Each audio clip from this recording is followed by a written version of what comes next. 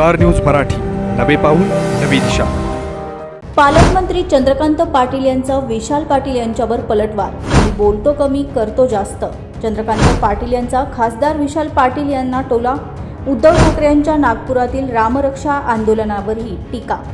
जयंत पाटील यांच्याबाबत अद्याप कोणताही प्रस्ताव आलेला नाही। याबाबत आमच्या राज्याची कोअर कमिटी निर्णय घेते, मात्र अजूनही तो विषय अजेंड्यावर नाही। तुम्हाला सोने खरेदी करायचंय तर मग चला विट्याच्या ओम ज्वेलर्समध्ये। विट्यातील प्रथमच सोन्याचे 100% BIS 916 hallmark jewellery showroom. HUID प्रमाणित सर्व दागिने, सोने तारण कर्ज योजनाही सुरू। तर मग एक वेळ अवश्य भेट द्या। आमचा पत्ता ओम ज्वेलर्स, सराफपेठ, बँक ऑफ महाराष्ट्र समोर विटा। संपर्क श्री भगवान ढमाले गार्डीकर, डॉक्टर विशाल शिंदे मोराळे। पॅराडाईज सिटी निसर्गरम्य वातावरणात आपल्या आनंददायी क्षणांना अधिक संस्मरणीय बनवण्यासाठी एक हक्काचं ठिकाण। प्री वेडिंग सेट्स, अस्सल चुलीवरचं जेवण, मातीच्या भांड्यातील वरवंटा पाट्यावरील अस्सल घरगुती मसाला ऑर्डरप्रमाणे, मुक्कामासाठी रूम्स, मोफत अंघोळीसाठी कडुलिंबाचे गरम पाणी, टेंटची खास सोय, DJ पार्टी, गेट टुगेदर आणि कॉन्फरन्स हॉल, कौटुंबिक कार्यक्रमांसाठी भव्य आणि विस्तीर्ण लॉन, सुसज्ज हॉल। तर आजच आपली बुकिंग निश्चित करा। पत्ता पॅराडाईज सिटी, कळंबी, विटा।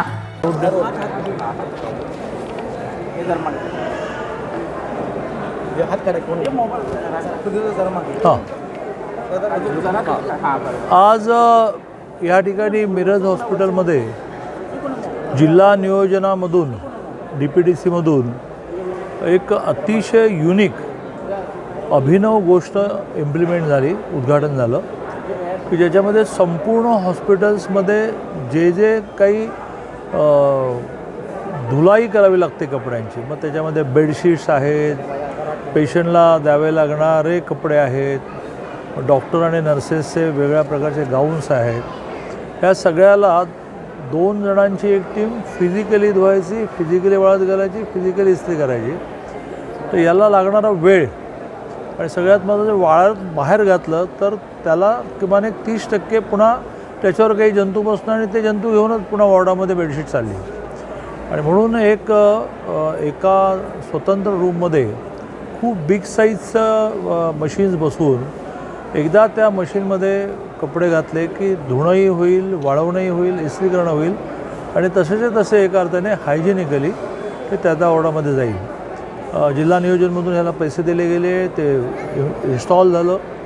2 वर्षासाठी ह्या कंपनीची माणसंच तिथे काम करणार, जेणेकरून नवीन येणाऱ्यांना प्रशिक्षणही मिळेल। दुसरं एक सेमी ICU युनिट सुरू झालं पुरुषांसाठी। ICUमध्ये प्रचंड गर्दी असते आणि ज्या एखादा पेशंट सिरियस झाला तर त्याला ICUमध्ये बेडच नाही आहे, म्हणून एका वॉर्डामध्ये काही बेड हे ICU बेड केले, त्यामुळे थोडी फॅसिलिटी वाढली।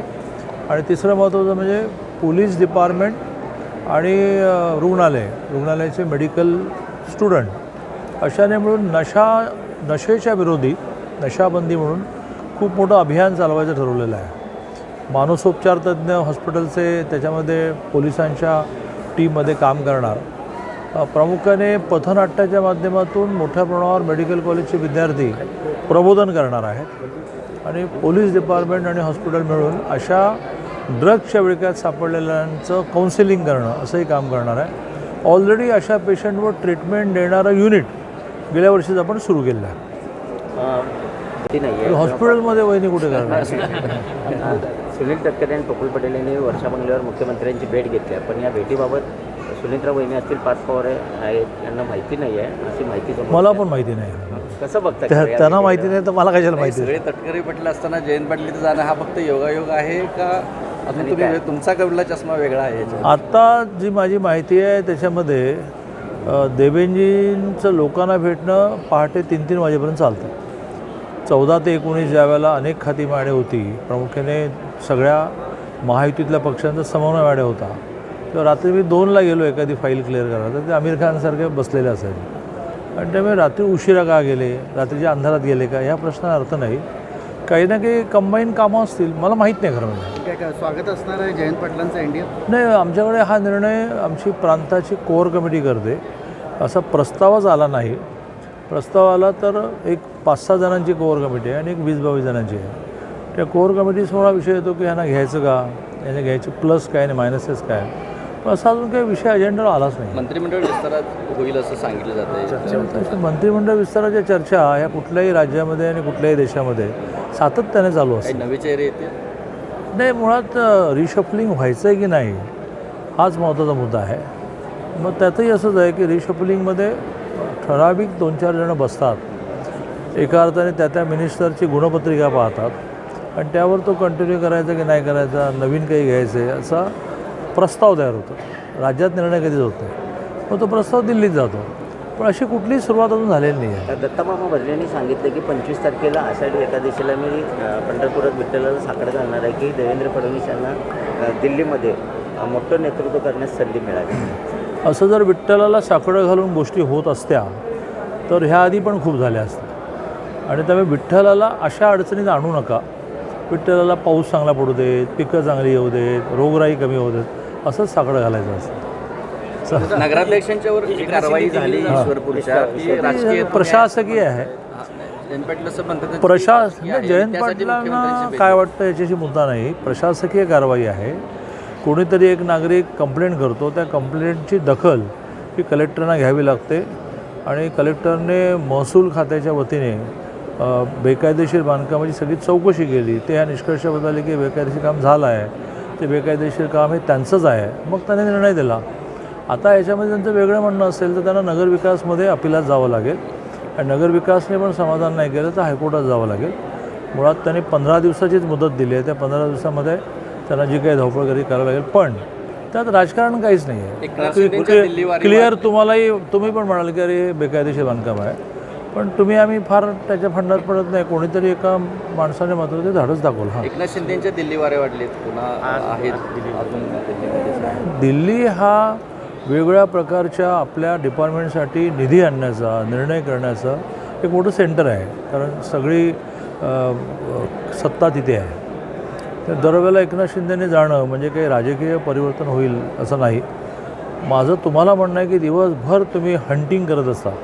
हंटिंग म्हणतात त्यांनी, तर त्यात तुम्हाला काही कळलं तर मला सांगा. वारकऱ्यांची भेट घेतली आपण जखमी कुटुंबाच्या. आणखी एक अपडेट आहे की सकाळी एका महिलेचा आणखी एका मृत्यू झाला. सोलापूरच्या काय झालं? आणखी एका महिला जखमी महिलेचा मृत्यू झालेला आहे. तुम्ही काल भेट दिली कुटुंबांना, काय भावना आहे? मी तिन्ही कुटुंबांना भेट दिली. शासन म्हणून सगळ्या गोष्टी पूर्ण होत आहेत.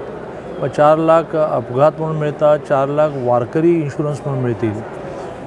या व्यतिरिक्त कोल्हापूरमधल्या एका मुलीचं 12वी आहे आणि त्याला डिग्रजमधल्या एका मुलीचं 12वी आहे आणि त्याला CA करायचं आहे. त्यामुळे ती नाहीतरी सांगलीच्या कॉलेजमध्ये शिकते, तर एखादे चांगले CA तिला जोडावेत असं मी ठरवलं आहे. प्लस दरमहा 5,000 रुपये, जेवढा काळ तिला लागतील तेवढे दरमहा 5,000 रुपये माझं कंपनी ऑफिस तिच्या अकाउंटला RTGS करेल असं मी निर्णय केला.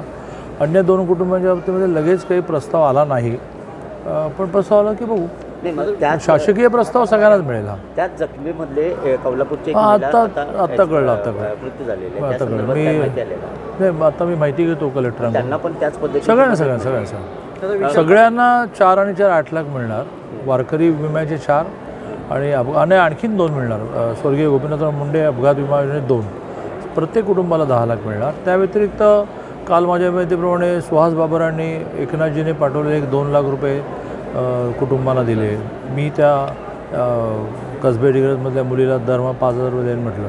हा आपला श्रद्धेचा विषय आहे किंवा हे सगळं गव्हर्नमेंट निधीने होणार नाही, आपणही केलं पाहिजे. हां, विशाल पाटील सातत्याने परवा इमारतीच्या उद्घाटनाप्रसंगी प्रशासनाचा बाब देखील काढलेला आहे. असं त्यांनी काय बोलावं हे काय मी ठरवू शकत नाही आणि मी जरा बोलतो कमी करतो जास्त.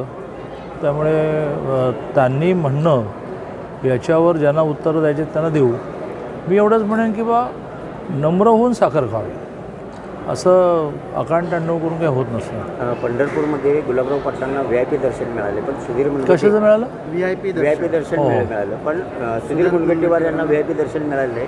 मग ते संतापल्यानंतर आज तुमच्याकडे बरीच माहिती दिसते, माझ्याकडे यातली काहीच माहिती नाही. पंढरपूरमध्ये नियोजनाचा अभाव आहे. नाही, मला आता तुमच्याकडूनच कळतं आहे, आता माहिती घेतो मग. संजय राऊतांचं तेच म्हटलं, दिवसभर तुम्ही मला मित्र या नात्याने काही ना काही सांगत चला. हां, संजय राऊतांनी मुख्यमंत्र्यांना पत्र लिहिलं आहे, आम्ही नागपूरमध्ये रामरक्षा आंदोलन करतोय लोकांच्यामध्ये जनजागृतीसाठी. तर उद्धवजी आहेत, तर देवेंद्रजींनी त्या आंदोलनामध्ये सहभागी व्हावं, लोकांची जागृती करावी. असं आहे की रामरक्षा म्हणायला त्यांना कारण लागतं. आम्ही रोजच म्हणतो रामरक्षा इज XYZ.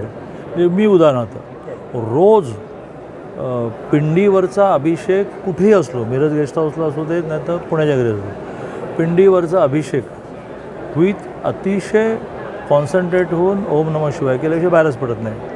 मग त्यासाठी आम्हाला शंकराच्या मंदिरामध्ये चोरी होण्याची वाट बघायला लागत नाही. तुम्हाला श्रद्धेपेक्षा राजकारण करायचं आहे आणि त्यामुळेच तर तुम्ही अशा प्रकारचं रामरक्षा वगैरे करताय.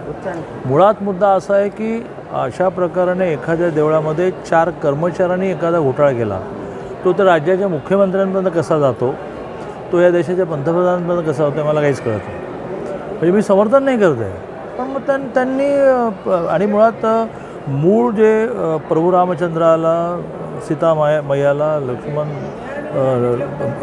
काय म्हणतात देवाला, मारुतीला असं म्हणून अयोध्येला राम मंदिरामध्ये जे लोकांनी अर्पण केलं ते त्याला काही प्रॉब्लेमच झाला नाही, ते सुरक्षित आहे. पेटीमध्ये जी आपण दक्षिणा घालतो किंवा काय म्हणू आपण श्रद्धेने पैसे टाकतो, त्याच्यामध्ये भ्रष्टाचार झाला तर त्याच्याशी संबंधित जे कामगार आहेत त्यांच्यावर ॲक्शन घ्या. त्यात योगींचा संबंध कुठे आला, त्यात मोदींचा संबंध कुठे आला, त्यात रामरक्षा कुठे आली, काहीच कळत नाही. पण जे देवेंद्रजी म्हणाले तेच मी म्हणेन की ह्या निमित्ताने ते रामरक्षा म्हणतायत, चांगलं आहे. तसेच सांगली शहरात सुद्धा सिव्हिल हॉस्पिटलला MRI CT एक तर प्रस्ताव असा आहे की 500 बेडचं ते हॉस्पिटल आता सँक्शन झालं, पण मी आजच हा प्रस्ताव मांडला की बा ते व्हायला 5 वर्ष लागतील. तोपर्यंत काय पेशंटना तुम्ही विदाऊट सुविधा ठेवणार आहात का? त्यामुळे जसं नियोजनमधून तुम्ही मिरज मेडिकलला पैसे घेता तसं तुम्ही सांगलीलाही घेतले पाहिजेत. यावर्षीच्या फंड्स अलॉटमेंटमध्ये तिथल्या रिक्वायरमेंट पण पाहू, तिथल्या मॅनेजमेंटमध्येही थोडासा लक्ष द्यायला पाहिजे असं काही ना काही घटनांमुळे वाटत असतं. तर मी तशा प्रकारचं यावर्षी नक्की आयोजन करेन. दोन्ही हॉस्पिटल अद्यावत होतं. पालिका मल्टीस्पेशालिटी हॉस्पिटल उभारतं आणि उभारणी झाल्यानंतर आमची ती चालवायची ताकद नाही असं करून खाजगी तत्त्वावर आम्ही चालवण्याचा प्रयत्न करतो. अशा पद्धतीचं महापालिकेच्या कम्पॅरेटिव्हली गव्हर्नमेंट हॉस्पिटल आणि महानगरपालिका यांच्यामध्ये त्यांची तिजोरी म्हणून फरक पडतो. एका बाजूने तुम्ही टॅक्स वाढवायला देणार नाही आणि महानगरपालिकेचं त्यामुळे उत्पन्न वाढणार नाही. अशा वेळेला त्यांना ऑलरेडी जे खर्च त्यांच्यावर आहेत तेच करणं मुश्किल झालं आहे. तरीही लोकांची त्याच्यातली भावना पाहून काय वेगळा विचार करता येईल बघू. तसं गव्हर्नमेंट हॉस्पिटलचं नसतं. आम्ही सेंट्रली त्याला पैसे देतो, DPDCतून देतो. मग महानगरपालिकेच्या मल्टीस्पेशालिटी हॉस्पिटललाही DPDCतून काही मदत करता येईल, पण ती मदत जी आहे ती चालवायला मदत करता येत नाही, मेंटेनन्सला, रुटीन एक्सपेंडिचरला, इन्स्ट्रुमेंटलाच मदत करता येते. पण आत्ता गेल्या लगेच महानगरपालिकेची बैठक आहे, त्यात सगळ्यांशी बोलून ठरवलं. आपल्या परिसरातील लेटेस्ट बातम्या पाहण्यासाठी स्टार न्यूज मराठी यूट्यूब चॅनलला आत्ताच सबस्क्राईब करा.